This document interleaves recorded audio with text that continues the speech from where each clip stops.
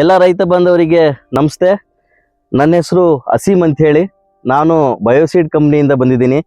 ಇವತ್ತು ನಾವು ಬಯೋಸೀಡ್ ಕಂಪ್ನಿಯಿಂದ ಈ ನಮ್ಮ ಬಳ್ಳಾರಿ ಜಿಲ್ಲೆ ಕರೂರು ಗ್ರಾಮದಲ್ಲಿ ಬೆಳೆದಿರ್ತಕ್ಕಂಥ ನಮ್ಮ ಬಯೋಸೀಡ್ ಕಂಪ್ನಿಯ ತುಳಸಿ ಭತ್ತದ ಒಂದು ಹೊಲನ ನೋಡ್ಲಿಕ್ಕೆ ನಾವು ಇಲ್ಲಿ ಬಂದಿದ್ದೀವಿ.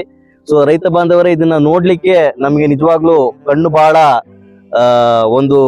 ಒಂದು ಒಳ್ಳೆಯ ಫೀಲಿಂಗ್ ನ ಕೊಡ್ತಾ ಇದೆ. ಯಾಕಂತಂದ್ರೆ ನೀವು ಇಲ್ಲಿ ಬೆಳೆದು ನಿಂತಿರ್ತಕ್ಕಂಥ ಭತ್ತ ನೋಡ್ತಾ ಇದ್ರೆ ಇದು ಯಾವ್ದಪ್ಪ ಭತ್ತ ಅಂತ ಬೇರೆ ರೈತರುಗಳು ಸಹ ನಮ್ಮ ಬೆಳೆದಿರ್ತಕ್ಕಂಥ ರೈತರಿಗೆ ಕೇಳ್ತಾ ಇದ್ದಾರೆ ಅಂತ ನಾನು ಕೇಳ್ಪಟ್ಟೆ. ಸೊ ಈ ನಮ್ಮ ತುಳಸಿ ಭತ್ತದ ಬೀಜದ ಒಳ್ಳೆಯ ಗುಣಾಂಶಗಳು ಏನು ಅನ್ನುವಂಥದ್ದನ್ನ ನಾವು ನಿಮ್ಗೆ ಪರಿಚಯ ಮಾಡ್ಕೊಡ್ಬೇಕು ಅಂತ ನಾವು ಇವತ್ತು ನಿಮ್ ಜೊತೆನಲ್ಲಿ ಇದೀವಿ. ಸೊ ತುಳಸಿ ಅನ್ನುವಂಥದ್ದು ಒಂದು 115ರಿಂದ 125 ದಿನದಲ್ಲಿ ಕಟಾವಿಗೆ ಬರುವಂತ ಭತ್ತದ ಬೀಜ ಆಗಿದೆ. ಮತ್ತೆ ಇದು ಸಣ್ಣ ಅಕ್ಕಿಯ ಭತ್ತದ ಬೀಜ. ನಾವು ಊಟಕ್ಕೆ ಏನಾದರೂ ಇದನ್ನ ಉಪಯೋಗಿಸೋದಾದ್ರೆ ಬಹಳ ಉತ್ತಮವಾದ ಒಂದು ತಳಿ ಇದು ತುಳಸಿ ಆಗಿದೆ.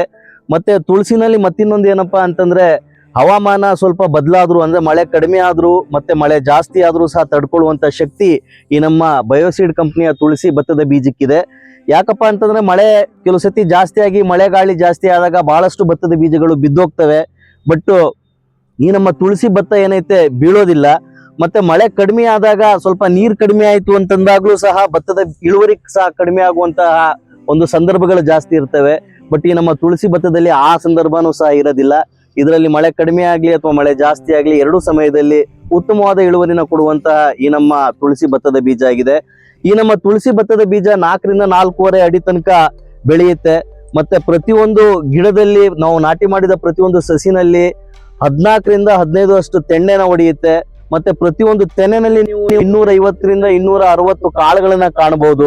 ಮತ್ತೆ ನೀವು ಪ್ರತಿಯೊಂದು ತೆನೆನ ಬಿಡಿಸಿ ನಾವು ತೂಕ ಹಾಕಿದಾಗ ಪ್ರತಿಯೊಂದು ಎಕರೆನಲ್ಲಿ 36ರಿಂದ 38 ಕ್ವಿಂಟಾಲ್ ತನಕ ಇಳುವರಿನೂ ಸಹ ಪಡಿಬಹುದು. ಮತ್ತೆ ಇದನ್ನ ನೀವು ಎಲ್ಲ ಪೂರ್ತಿ ಕಟಾವ್ ಆದ್ಮೇಲೆ ನೀವು ನೋಡ್ಬೋದು, ಇದರ ಒಂದು ಬಣ್ಣ ಏನೈತೆ ಬಹಳ ಚೆನ್ನಾಗಿರ್ತೈತೆ. ಬೀಜಗಳ ಬಣ್ಣ ಚೆನ್ನಾಗಿರ್ತೈತೆ. ಖರೀದಿದಾರರು ಇದನ್ನ ಬಹಳ ಇಷ್ಟಪಡ್ತಾರೆ.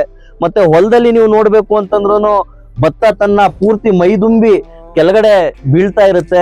ಅದನ್ನ ನೋಡ್ಲಿಕ್ಕೆ ಬಹಳ ತುಂಬಾ ಚೆನ್ನಾಗಿ ನಮ್ಗೆ ಅನ್ಸುತ್ತೆ. ಆದ್ರಿಂದ ರೈತ ಬಾಂಧವರೇ, ನಾನು ನಿಮ್ಮ ಹತ್ರ ಕೋರ್ಕೊಳ್ಳೋದೇನಪ್ಪಾ ಅಂತಂದ್ರೆ, ಮುಂಗಾರ ಆಗಿರ್ಬೋದು ಅಥವಾ ಹಿಂಗಾರ ಆಗಿರ್ಬೋದು, ನೀವು ನಮ್ಮ ಬಯೋಸೀಡ್ ಕಂಪ್ನಿಯ ತುಳಸಿ ಭತ್ತದ ಬೀಜನ ಉಪಯೋಗಿಸ್ಬೇಕು. ಇದರಿಂದ ಉತ್ತಮವಾದ ಇಳುವರಿನ ಪಡ್ಕೊಳ್ಬೇಕು. ಇದರಲ್ಲಿ ಎಲ್ಲರಿಗೂ ಲಾಭ ಆಗ್ಬೇಕು ಅಂತ ನಾನು ಕೋರ್ಕೊಳ್ತಾ ಈ ನಮ್ಮ ತುಳಸಿ ಭತ್ತನ ಪರಿಚಯ ಮಾಡಿಕೊಟ್ಟಿದ್ದಕ್ಕೆ ನಿಮ್ಗೆಲ್ಲರಿಗೂ ಮತ್ತೊಮ್ಮೆ ಧನ್ಯವಾದಗಳನ್ನ ಅರ್ಪಿಸ್ತಾ ನನ್ನ ಮಾತನ್ನ ಮುಗಿಸ್ತೀನಿ. ನಮಸ್ಕಾರ.